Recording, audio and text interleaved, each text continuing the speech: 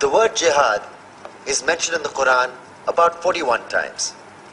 The words mercy, peace, and compassion are mentioned about 355 times. Yes, come in. Come on in, Riaz. Sit down, please.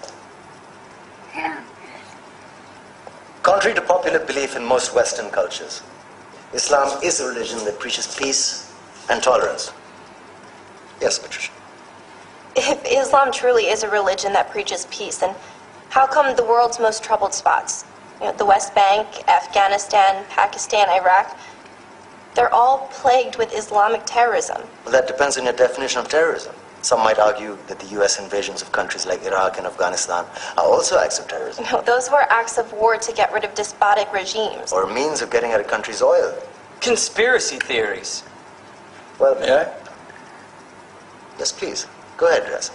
Mr. Khan is right. I mean, if we're talking about terrorists, the world's biggest terrorists are the white superpowers. Come on now. No, really, stop and think about it. Explain 9/11.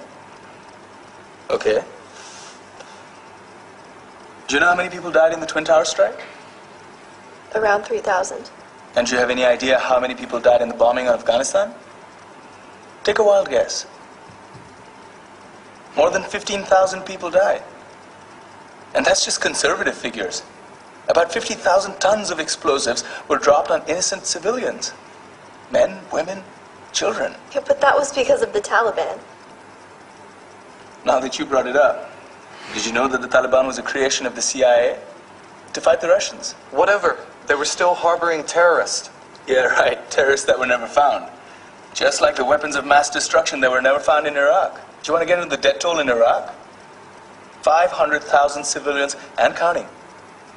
And what do Britain and America say when they don't find these weapons? It's simple. They just say sorry.